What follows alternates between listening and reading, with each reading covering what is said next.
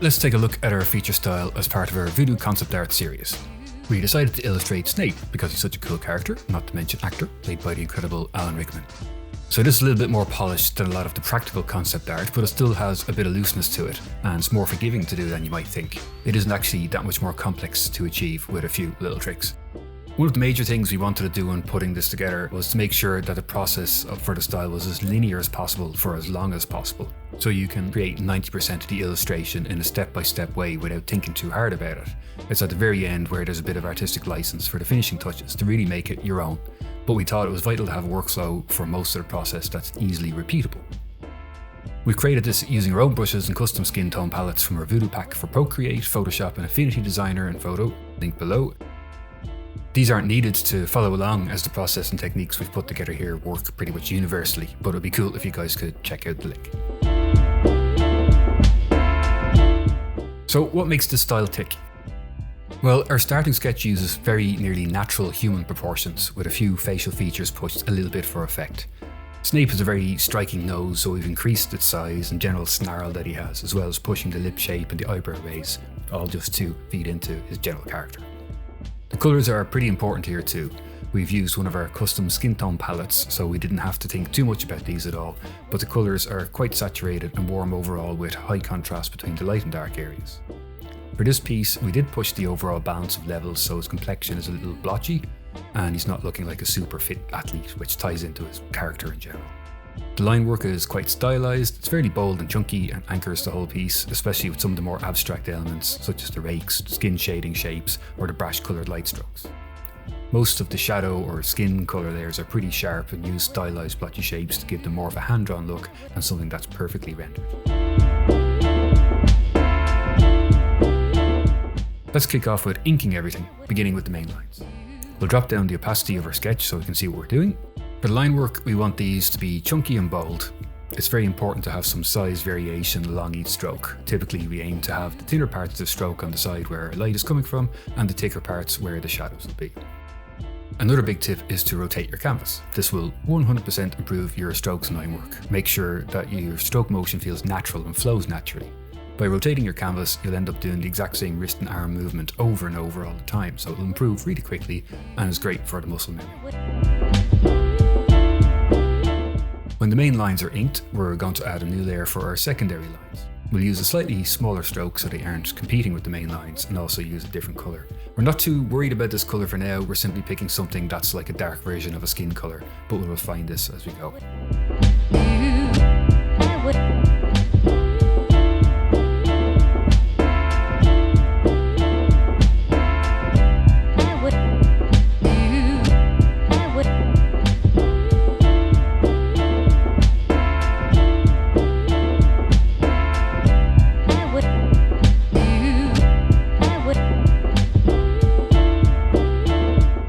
Onto the flat colours. For this, we're using one of our custom skin colour palettes which comes free with our Voodoo pack.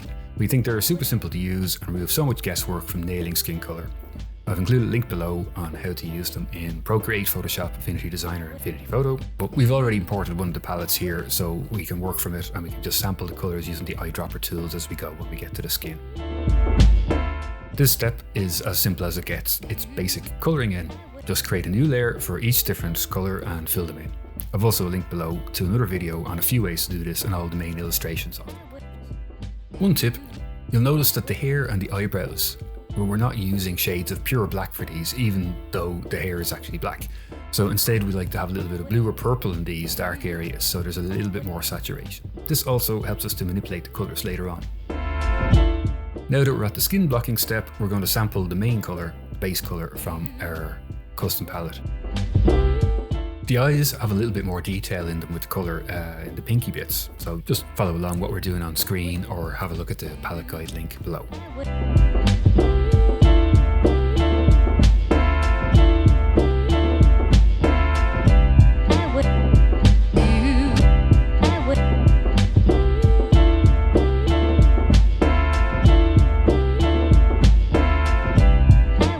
So we want to stylize the eyebrows a little bit, so here's a neat trick.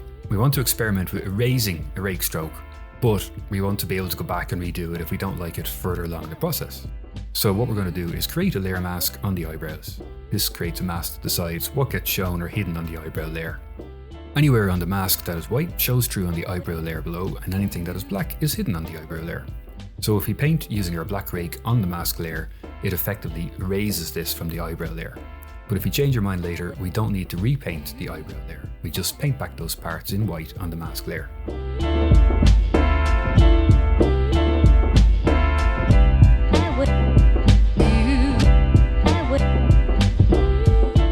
Now that the base colours are all in place, let's start building up the form, the depth of the face step by step. Using a soft brush with a slightly warmer, pinkier colour, just gently start adding colour to the face. Usually this is the cheeks, nose and neck area. It should be subtle, but there. If you overdo this a little and they're looking a little bit like a clown, you can just reduce the opacity of the layer a little bit. Next, we'll use a harder brush to add some more subtle colour shifts. Again, this is quite gentle and isn't the hard deep shadows that we'll get added later. They're just areas that create transitions between the light and dark areas. These strokes are a little more stylized as well, which adds some looseness to the overall look, with the structure coming from the main ink lines we created at the start. We'll move to a slightly darker shade and add another coat of paint. Same principle as before, with each layer of darker colour adding more and more to the form of the head, making it a little more three-dimensional. Finally, we'll add the darkest colour for now to complete this build-up. We'll do overall shadows soon that emphasise the darkest parts of the overall piece, but this is effectively the skin tones done and ready to go.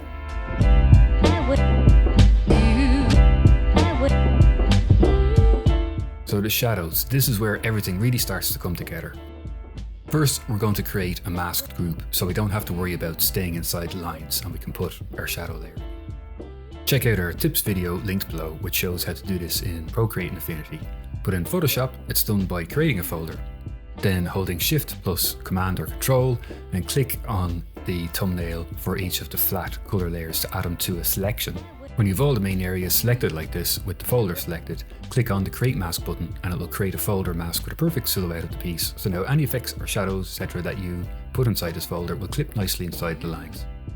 We're going to select our magic shadow colour from our palette, then start adding some of the darkest shadows, first with a hard brush to create a nice sharp contrast and then with a softer brush to smooth out certain sections of the face to make them more rounded.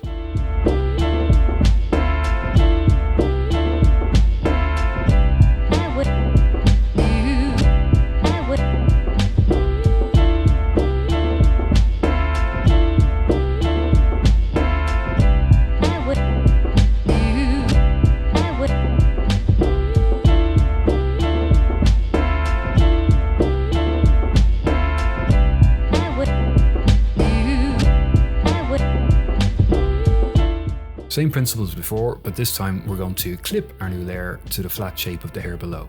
Clipping a layer to the one below makes sure nothing drawn outside of the layer below shape gets shown.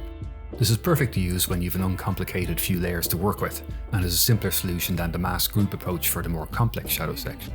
We're using mostly hard brushes for this to create more sharp contrast, and also adding a non-clipped layer to add in a few stray hairs with rakes or basic inkers to make it look more natural.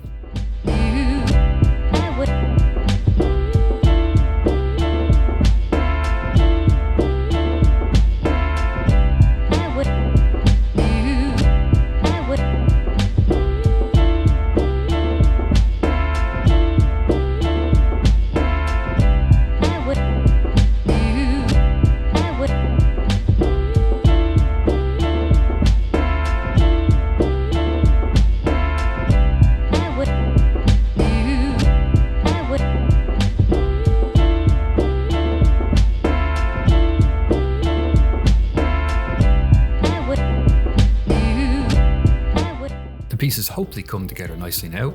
All the steps so far should be easily repeatable on pretty much any piece.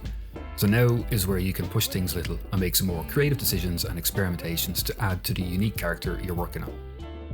We're going to add a few touches and effects to liven it up. Using the same steps for creating the mask group folder in the shadow stage, we're going to create the same thing, which will act as our folder for a lot of the overall effects we will create. Picking our color dodge color and setting our new layer to color dodge blending mode, we'll just paint lightly with a super soft brush to start giving the illustration an almost sun-kissed glowy look. Don't go too crazy with this step, as less is often more. We can easily use just one colour, but we decided to go for two coloured lights on this illustration. One warmer, brighter one on the more lit side, and one cooler blue colour on the darker side of the face, away from the light source. Usually this should do the trick for most pieces, but we wanted to push it a little further to exaggerate Snape's pallor.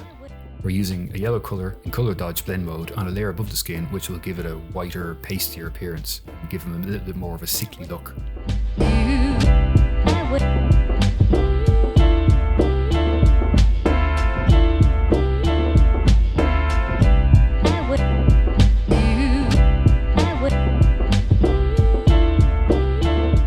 We felt that some of the key lines were getting a little lost with the effects we've added, so we've clipped a new layer on top of the secondary lines to paint some darker depth back onto them.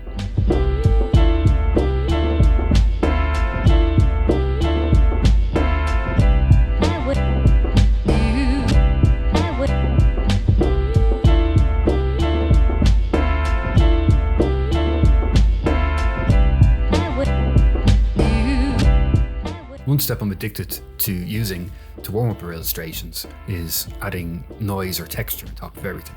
This really helps everything to gel and hang together even better. In our effects subfolder, simply create a new layer, fill it pure white, and then go to Filter, Noise, Add Noise. I usually use an amount of about 20% with uniform distribution with monochromatic effect enabled. Change the blend mode to linear burn and check out the effect. You can reduce the effect to taste by lowering the layer's opacity. The final few touches to the piece are splashes of colour. On the eyes, we're using another Dodge layer to get some pop onto the iris. And next we're going to use our hard light colours from our palette on layers set to hard light blending mode to create some brash, bold accent lines to add a bit more character. The blend mode hits the light and dark areas differently underneath, creating an interesting array of colour. Next, we're just using our rake brushes to paint some bold, solid colour throughout the piece. On the hair, we follow the general flow of the hair itself. On the face, we're just using it to break up some of the transitions of the different skin colours in a more stylised way.